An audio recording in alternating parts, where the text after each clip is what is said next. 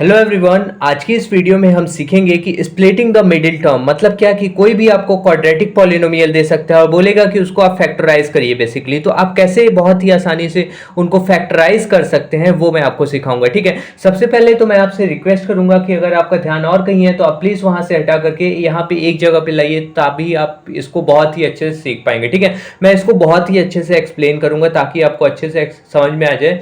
और ये जो कॉन्सेप्ट है ना, ये आपका क्लास 12 तक यूज होगा। अगर आप क्लास 11th में मैथमेटिक्स को ऑप्ट करते हैं तो आपका ये क्लास 12 तक पीछा नहीं छोड़ेगा, और आगे फर्दर जब आप फर्दर स्टडीज करेंगे अपनी हायर स्टडीज तो वहां पे भी यूज होता है। ठीक है, सो चलिए मैं आपको सिखाता हूं कि कोई भी क्वाड्रेटिक पॉलिनोमियल होगा तो उसको कैसे हम फैक्टराइज कर सकते हैं bye using the splitting the middle term method. ठीक है, सो यहाँ पे देखिए, यहाँ पे the polynomial is of the form, मतलब जो भी हमारा जो पॉलिनोमियल होता है उसे क्वाड्रेटिक कब बोलेंगे, जब उसकी डिग्री कितनी होती है, 2 होती है। मैंने आपको पढ़ा चुका है क्लास 9 के चैप्टर में क्या कि a polynomial which have a degree 2 is called quadratic polynomial. तो ये हमारा क्वाड्रेटिक पॉलिनोमियल का जनरल फॉर्म है। जनरल फॉर्म मतलब क्या कि ए की जगह पे कुछ भी हो सकता है, बी की जगह पे भी कोई भी नंबर हो सकता है और सी की जगह पे भी कोई भी नंबर हो सकता है, लेकिन एक्स स्क्वायर साथ में होगा और ये एक्स प्लस साथ में होगा। ठीक है, तो यहाँ पे देखिए ये जनरल फॉर्म हो गया कि A x square plus B x plus C, मतलब इस फॉर्म का इक्वेशन हमारे पास होगी या फिर एक्सप्रेशन होगा, और उसको हम बाय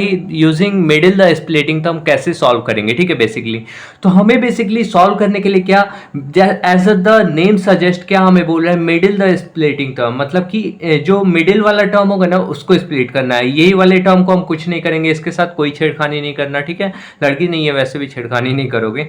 अब यहाँ पे देखो, इसके साथ भी कोई छेड़खानी नहीं करना, बट इसके साथ हमें छेड़खानी करना है, इसको स्प्लिट करना है। इसको हमें ऐसा तोड़ करके लिखना है कि वो दो टर्म में बट जाए, दो टर्म में बट जाए। अब वो दो टर्म कहाँ से हम लाएंगे, कैसे लाएंगे, वो अभी मैं आपको क्वेश्चन के थ्रू लूंगा ना, तुरंत आपको समझ में आएगा। चलिए यहाँ पे देखिए, मैंने एक एग्जांपल के तौर पे ले लिया 6x स्क्वायर प्लस का 17x प्लस 5 है, और मैं बोल रहा हूँ कि आप इसको फैक्टराइज करिए। तो फैक्टराइज करिए मतलब कि इसको फैक्टराइज करके लिखिए, इसका शॉर्ट फॉर्म फैक्टराइज। ठीक है, अब देखिए बेसिकली क्या करेंगे, मैंने बोला कि ये जो टर्म होगा एक्स स्क्वायर वाले के साथ में जो भी टर्म होगा उसको हम वैसे ही लिख देंगे, वैसे ही लिख देंगे। सबसे पहला काम क्या होता है ना कि आप एक्स स्क्वायर का कोएफिशिएंट देखिए, यहाँ पे क्या था, जनरल फॉर्म में हमारा ए था इसका कोएफिशिएंट, और यहाँ पे लास्ट वाला क्या था, तो सी, जिसके साथ एक्स वैक्स नहीं है तो उसके साथ क्या है, सी है ना। तो उन दोनों का मल्टीप्लाई कराना है, मतलब a इंटू सी कराना है। वैसे ही यहाँ पे क्या है, 6 है, और यहाँ पे क्या है, एक्स स्क्वायर का कोएफिशिएंट 6, और जहाँ पे एक्स वैक्स कुछ नहीं है तो 5 है। तो यहाँ पे 6 इंटू 5 आप करोगे, 6 इंटू 5 करोगे तो कितना होता है, 30 होता है। जो भी इंटू करा ना आपने 30, उसका आप क्या निकालिए, फैक्टर निकालिए। फैक्टर कैसे, by using the prime factorisation method से निकालना है। ठीक है, तो यहाँ पे देखिए 2 की टेबल में 30 आता है कि हाँ आता है, कितनी बार में, 15 बार में। अब 2 की टेबल में 15 तो नहीं आता, तो 3 जब हमारा कितना हो जाएगा, 3 5 जब 15 हो जाएगा बेसिकली। फिर यहाँ पे देखिए, अब यहाँ पे हमारा क्या हो जाएगा, 5 1 हो जाएगा। ठीक है, अब देखिए इन सब में से मेरे को ऐसे नंबर्स, मतलब कि ऐसे नंबर का पेयर बनाना है कि उसको प्लस माइनस करने पे मेरा 17x आना चाहिए। मतलब ऐसे नंबर का इन सब का यूज करके मेरे को ऐसे नंबर का पेयर बनाना है कि मेरा प्लस माइनस करने पे 17x आ जाए। बेसिकली कहने का ये मतलब, ऐसा आपको सोचना पड़ेगा, और जो भी क्वेश्चन होगा उसके मुताबिक आप चलेंगे। ठीक, तो मतलब ये रूल फॉलो होगा, इस सीक्वेंस में होगा, मैंने बता रहा हूँ। ठीक है, पहले आपको क्या करना है, एक्स स्क्वायर का कोएफिशिएंट देखना है, और यहाँ पे जो एक्स के साथ नहीं है उससे आपको क्या करना है, बेसिकली मल्टीप्लाई। फिर उसका फैक्टर आपने निकाल लिया। अब जो भी उसके फैक्टर्स यहाँ पे आ गए ना, उसको आप क्या करेंगे, तो उसको जो भी आए हमारे फैक्टर्स, अब हम उन्हें ऐसा पेयर बनाएंगे कि प्लस माइनस करके हमारा 17x आ जाए। तो देखिए आप क्या कर सकते हैं, सपोज करिए मैं ले सकता हूं 2 इंटू 3 कितना होता है, 2 3 जा 6, 6 प्लस और या फिर माइनस करके 5 करूंगा, प्लस करूंगा, 6 प्लस 5 कितना होता है, 11।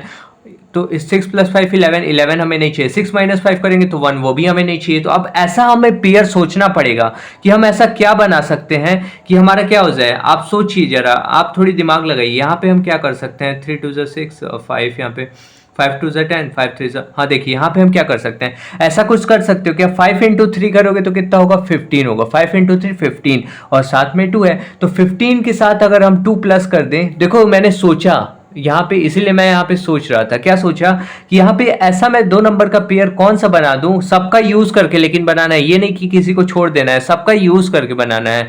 तो सबका यूज करके मैं क्या बनाऊं कि मेरा क्या हो जाए, ये 17x आ जाए प्लस माइनस करके। तो देखो मैं एक नंबर ले ले रहा हूँ 15, क्या ले ले रहा हूँ 15, और दूसरा नंबर क्या ले ले रहा हूँ 2। अब दूसरा नंबर 15 और 2 प्लस करो तो कितना हो जा रहा है 17x, प्लस का 17x।